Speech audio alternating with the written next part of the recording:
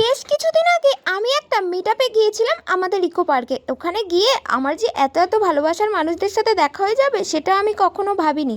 চলো গাইস, আমি নীলিমা, তোমাদের সবার ভালোবাসার নীলিমা। আজকের ব্লগে সবাইকে ওয়েলকাম। নতুনদের জন্য অনেক অনেক ভালোবাসা। আর এই যে মানুষটাকে দেখছো, ইনি হলেন আমাদের লিপিকা দি। তোমরা তো সবাই চেনো লিপিকা রয়। আর এই যে মানুষটাকে দেখছো আমাদেরকে এত ভালোবাসে, মিষ্টি মুখ করাচ্ছে, ইনি হলেন আমার best to best super Amit দা।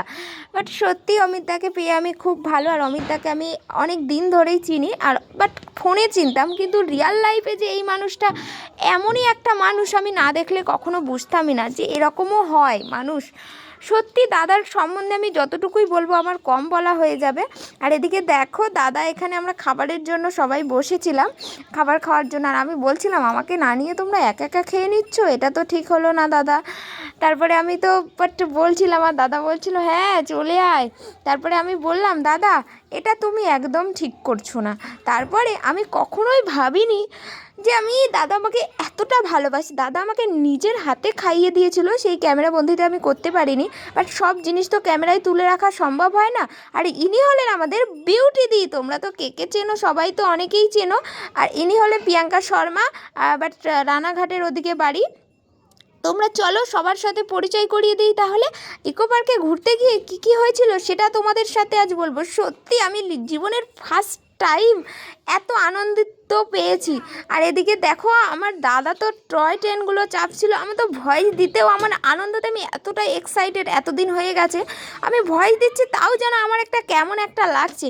আর এই যে দাদাটাকে দেখছো, ইনি হলেন আমাদের শীর্ষেন্দুদা। তোমরা তো সবাই চেনো। আর উনি আমার বৌমণি। দেখো আমি বলছিলাম বৌদিমণি এবার আমি চলে যাব, তাই বৌমণির তো মনটা খুব খারাপ হয়ে গেছিলো। আর আমার লিপিকাদি বলছিল তোমরা সবাই আমার বোনের পেজটাকে একটু ফলো করো, আর দিদি বলছিল। আর প্রিয়াঙ্কাকে আমি বলছিলাম প্রিয়াঙ্কা তোমার বাড়ি কোথায়, তা বললো নৈহাটি বড় মার ওখানে।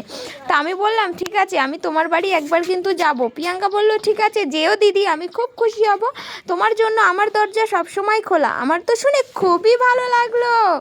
আর কি বলবো তোমাদের সাথে, ইকো পার্কে গিয়ে যে আমি এতটাই আনন্দ করেছি তার কোনো তুলনা নেই। আর দাদা এখানে আমাদের একটা ভিডিও শ্যুট হচ্ছিল, দেখো কত সুন্দরভাবে। বাট আমি তো কখনো ভাবিনি যে দাদা এত ভালো একজন। বাট দাদা কি না জানে, দাদা যেমন সবাইকে হাসাতে জানে, তেমন সময়কে গাট করে, তেমন সময়কে বকে। আর আমি তো দেখো সেই লেভেলের খুশি। আর সর্বশেষে আমার বিউটি সোনা। চলো আজকের মতন ভিডিওটা এখানেই শেষ করলাম। তোমাদের কেমন লাগলো তোমরা একটু মতামত জানিও। Love you.